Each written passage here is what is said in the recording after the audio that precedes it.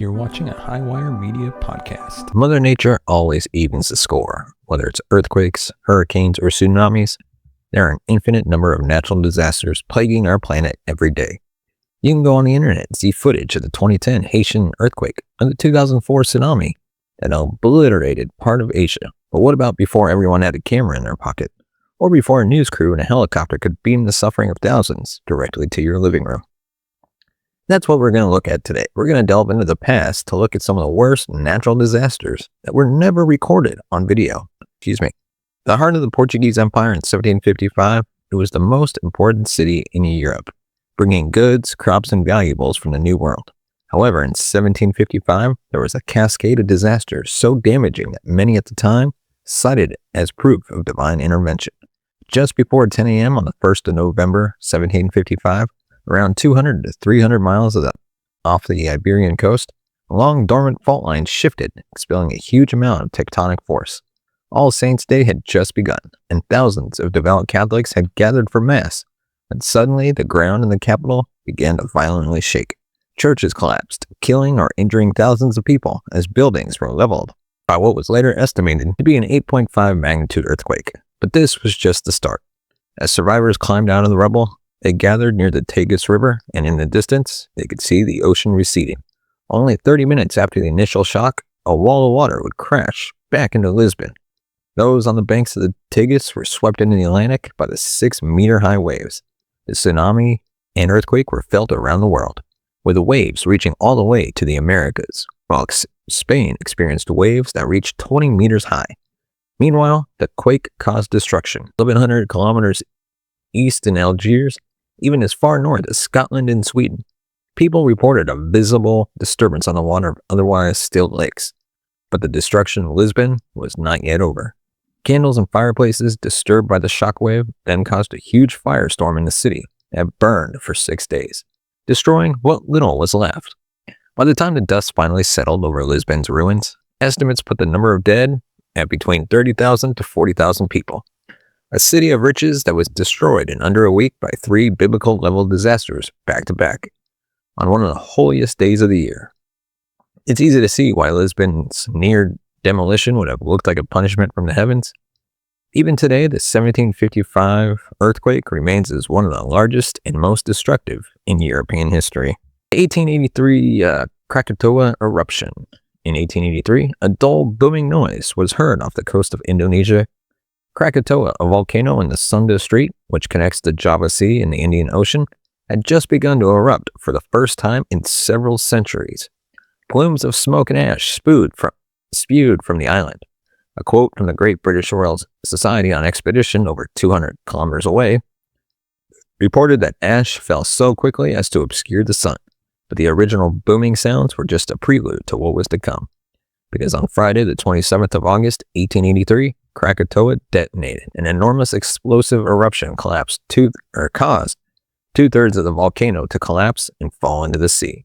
The sound it made has been noted as the loudest noise in modern history, being heard across more than 10% of the planet. On the islands of Mauritius, more than 4,500 kilometers away, locals assumed it was a distant gunfire. Shockwaves traveled around the earth, tripping barometric instruments in St. Petersburg, while pumice was found floating in the sea hundreds of kilometers away. The tsunamis it triggered devastated towns and villages across Indonesia, killing around 36,000 people, with waves as tall as 41 meters high. The explosion of Krakatoa has been estimated to have erupted with the force of a 200 megaton bomb. And for some reference, the largest nuclear device ever detonated was 50 megatons. As Krakatoa exploded, it propelled 21 cubic kilometers of shattered rock into the sky. Ash flew 80 kilometers to the edge of the Earth's atmosphere and covered 775,000 square miles as it came back down. Krakatoa's eruption left a lasting impression on the whole planet, sending so much ash into the atmosphere that the entire Earth was cooled by an average of 6 degrees for months afterward.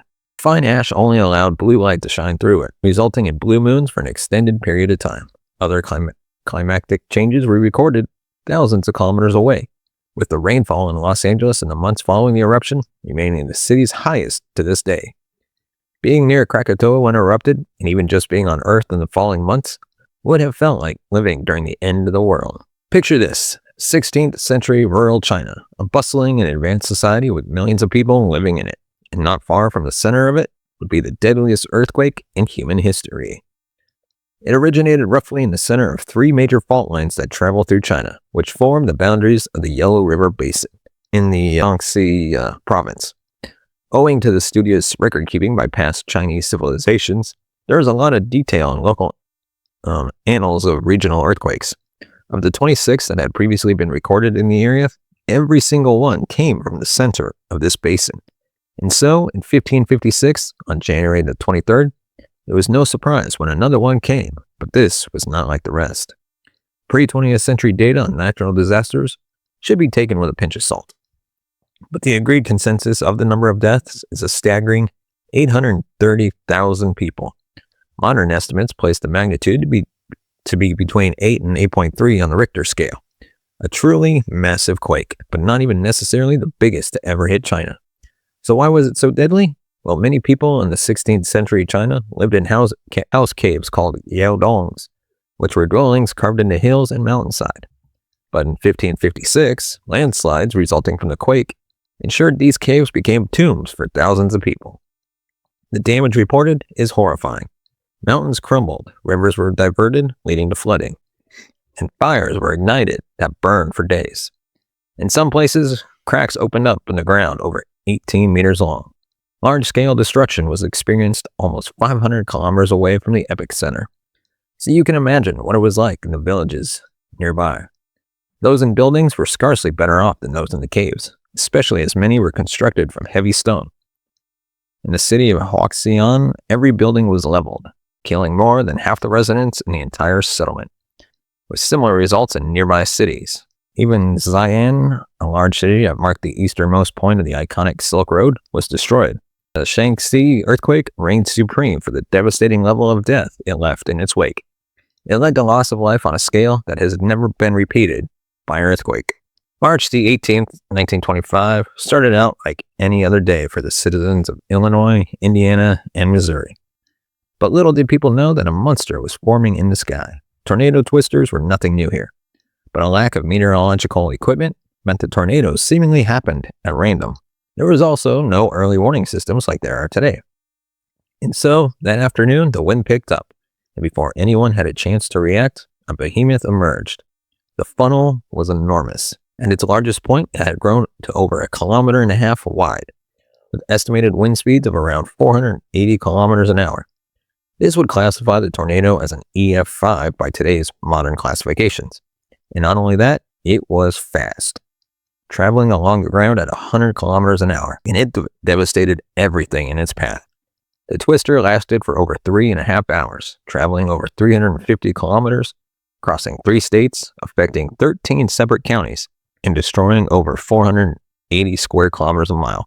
While video was still a burgeoning technology, regular cameras were able to capture the aftermath of this once-in-a-lifetime tornado. At least 5 settlements were reported to have been 90% destroyed or more, with Griffin, Indiana, and Gorham, Illinois being wiped off the map. The legend goes that it was so large that it didn't even look like a tornado from far away, and by the time it was close enough to tell, it was too late. 15,000 homes were destroyed, cars were chewed up, and turned into piles of mangled metal. Buildings were swept clean off their foundations. 700 people lost their lives that day, and over 3,000 would be injured. It was one of the worst twisters to ever touch down on planet Earth. The year 1931, and we're back in China. What was once the source of the Shaanxi earthquake would also be home to a perfect storm and an even larger tragedy.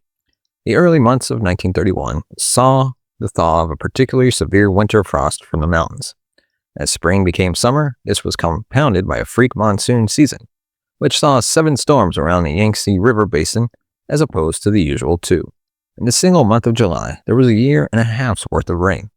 The people who lived in the basin in 1931 were subsistence farmers who depended on the river to feed their families and communities. But as the water continued to rise, flood defenses were quickly overwhelmed. Not to mention, those defenses were already weak.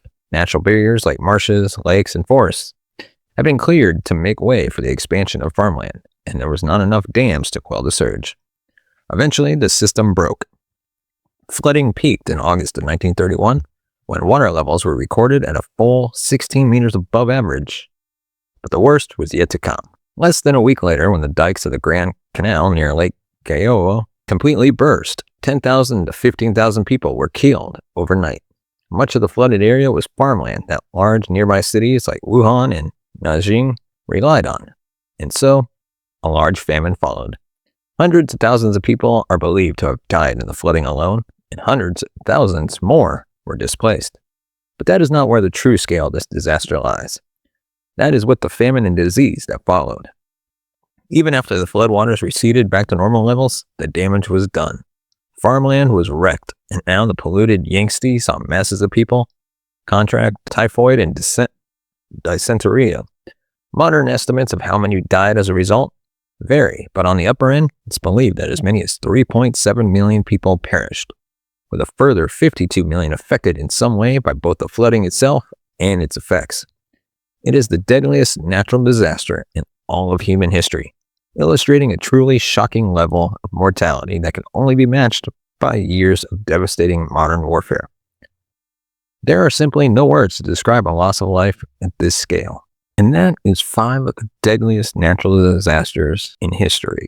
Let me know your thoughts in the comment section below. Of course, if I missed anything, or if there's any that you think I should have included, let me know.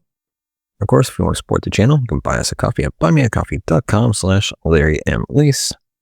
You can follow us on Twitter and TikTok. All the links are in the description. And this episode was sponsored by Fastest VPN. Check them out today and use the link in the description and protect your browsing activities with Fastest VPN. As always, thank you so much for watching and listening. We'll see you next time.